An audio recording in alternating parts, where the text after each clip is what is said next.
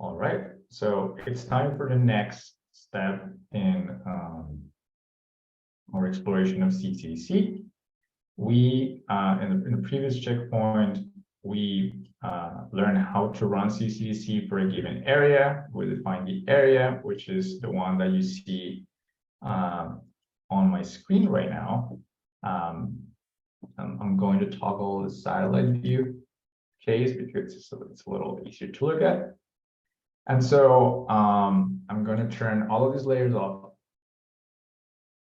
and I'm going to explain what's going on with this script.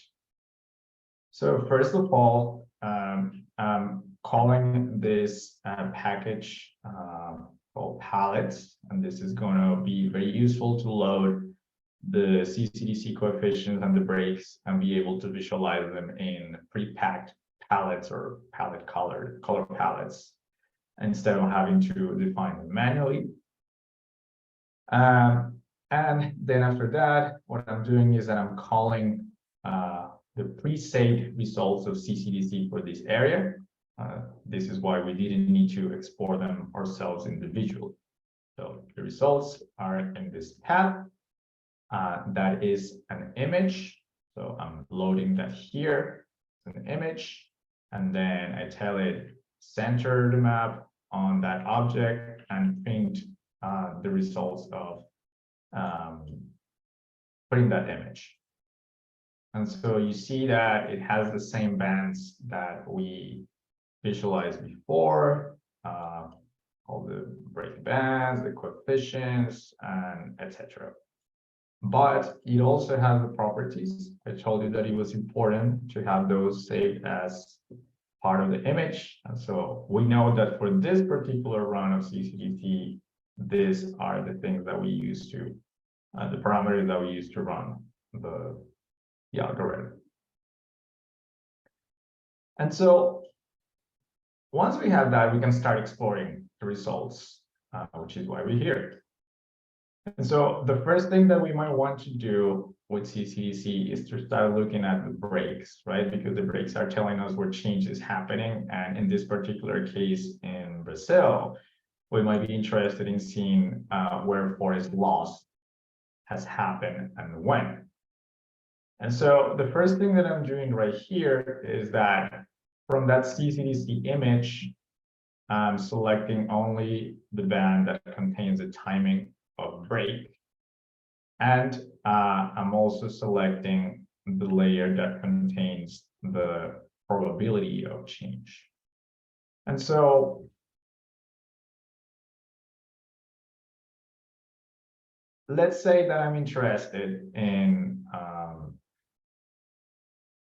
this time range. And let's say that I want to find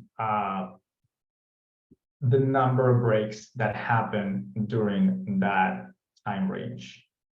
And so what I'm doing here is that I'm loading, calling the layer with the timing of break, and I'm telling it find the places in that image where the timing of break is after the year 2000 and before 2021, and that also have a probability of change equal to 1, because those are the most reliable changes that we can find. So that's going to be our mask, and we're going to get there in a second. And so the way that that looks, it's here in the change probability layer. And so that's right here. Sorry, this is the change probability layer that we loaded before. And this is only to show that places that more likely have break are going to have change probabilities of 1, which are the really bright values here. So again, we had our mask here that determines which places meet the criteria that we told it to. And then we are going to get the number of breaks. And so that mask that we created is going to find all the breaks over that time period that meet our criteria.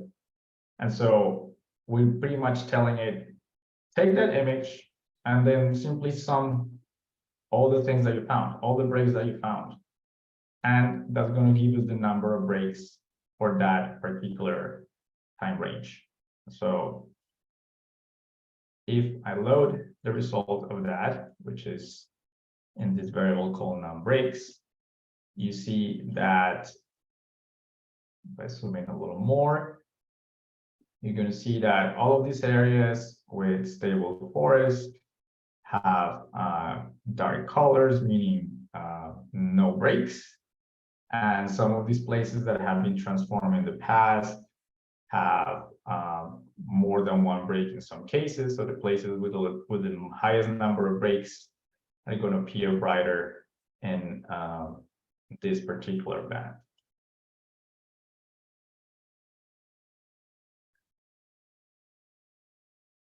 And so why would we want to get the number of breaks? Sometimes that's a good way to understand what's happening in a landscape. Places with more with highly dynamic landscapes, agricultural lands, or places that flood regularly, or places that are under a certain level of stress and disturbance can experience more breaks than places that are not. And so this is a good way to understand what's happening in those places.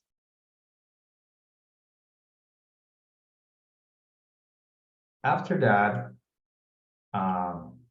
we can also start looking at the breaks individually if we want. And so in this particular case, we might be interested in the first break of that time period that we define. And that's because in this particular location, probably the earlier breaks were associated with major forest loss events. So I'm interested in looking at that first event, that first change. And so what am I doing here? I'm telling it, take the image that contains the timing of change events, and then mask that to retrieve only those places that we determined that we wanted within our study period and that have a change probability equal to 1. And I'm using this function that is specific for arrays that is called ArrayPad, which is to ensure that the outcome of this line, so the output image of this, is going to have a depth of 1 for all of the pixels. And so we need to do that to ensure that the depth in this array is homogeneous so that we can extract information from that for the next functions to succeed. And so with this image that contains the dates of change, what I'm telling it is I'm using this function called ArraySlice, and I'm telling it, for all those dates that contain the breaks, just give me the first one. And this is being retrieved as an array image. And so after that, I'm telling it, now take that array and flatten it to become a normal image that I'm going to call first change. And finally, I'm telling it, and for all those places where there was nothing, simply mask the image so that we only see the places that have that change. And so once I have that variable called first change, I am going to load it in the map right here, and I'm specifying specific visualization parameters using this particular palette that I loaded from the palettes package. And I'm telling it use this palette and start in 2000, which I define here in line 21, and end, which I define here in line 22. And so this is the layer first change. So when I look at first change, here is this very clear image of that first change. And so brighter colors or more yellow colors are going to represent earlier breaks, and red colors are going to represent more recent breaks. And this is important here because what this is showing you is the pattern of deforestation. It has a very specific way of occurring. You have these roads, and then deforestation starts from there, and then for along those roads, deforestation is closer to the roads, but then it starts to spread farther and farther away, and you can see that very clearly in this color. Now, if you want to get a sense of when this is happening, you can always use the inspector. I'm going to click in one of these very red patches over here. And so remember, we're looking at the layer first change. And so this is telling me that that first change, as recorded by CCDC, happened in 2017.5, which is roughly June or July, maybe. And so remember, when we run CCDC, we told it to run in fractional years. And this is why we do it in fractional years, because we can load these break layers and then use the inspector to look at them, and it's very easy to understand when changes happen instead of having to convert these numbers if they were in Unix time or in Julian days. And so if I click on one of these very yellow or bright places over here, you see that the first change for that pixel is 2002. So you can get a sense of the ranges that we're observing here. And I can do the same thing, but instead of retrieving the first change, I might be interested in retrieving the last change. And so I'm using the same principle. I get all my image with the dates of change. I use a function array slice, and I use this -1 to tell it, give me the last element. I flatten the array to turn that into a regular image, and then I mask the outcome, and I load it in the map, same way that I just did, and this is my last change, right? So I'm using the same visualization palette than before. And so, of course, the last change is going to be more recent everywhere. And that's why everything or many places look more red than in the layer that shows the first change, right? So these are all the latest changes. These are all the first changes. And so because we're retrieving them within the same time frame, you see that there's places that are showing both yellow at the beginning, the first change, and red in the next one. And so these are places where there's probably more than one break. And so if I go back to my time series exploration tool, this is the same area. You see, we are in the same area over here. And this time series that you're observing here are for this particular patch right here. And so places like this have a lot going on, right? There's a little segment at the beginning, and then there's a stable segment, and then there's a break around 2007, and then there's another segment, and another segment, and another segment, right? So this is where it's important to try to understand what's happening in the landscape and try to make sense of what it all means, right? And so this is only to show you that in a place like this, if you load the first break, that will be right here between the red and the yellow segment, and the last break will be in between this blue segment and this pink segment. So just to kind of go back between the image version of these results and the pixel version, so that you remember what we're talking about. All right, so something else that we can do is to look at the magnitudes of breaks, and that's what we're doing here. And so to view the magnitudes, you need to pick one of the bands that went into running CCDC. I typically like to use the square band. And so remember that we have all these bands here from CCDC, and we have blue magnitude, green magnitude, red magnitude, and so on and so forth. So I'm telling it, take the CCDC results, get the magnitude in the square 1. Then let's use the same mask that we defined before that filters by time and by probability of change. And I'm using an array pad again to make it all of a length of a depth of 1.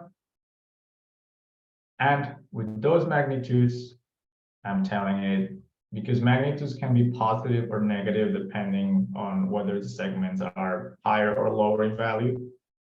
I'm telling it, give me the absolute value of the magnitudes of change. Find the place where the maximum value occurs and flatten that. So this is going to be a way to index or magnitudes band. And then what I'm telling it here is, all right, take the magnitude image and get only those places that we just identified in the lines before with this condition right here. So we're using this as a way to index the magnitude layer. And we are doing the same thing for the dates. And so when we load that in the map, we're going to get the values for the maximum magnitude. So the actual values of the magnitude band and when that maximum magnitude of change happened, which in this case will be shown in that same color palette from yellow to red, red being the most recent one, the most recent years. And so if I look at the magnitude of change band, which is right here, you see that some places like the forest has kind of lower values. Some places in the deforestation frontier appear brighter, meaning that they have higher magnitudes of change. And so again, if I go back to my time series, if you look, for example, between this yellow segment and this green segment, the magnitude of this break is going to be much larger than the magnitude of the break between, say, the green segment and this purple segment. And so those magnitudes are what we are seeing here in this particular image. And we are getting the time associated with that magnitude. When did these breaks actually happen? All right, and so this was the section to tell you how to retrieve information related to the change and the magnitude of change and the timing of change associated with CCDC results. So I'm going to stop here for a minute before we move into the next section that helps you retrieve coefficients instead of the breaks themselves.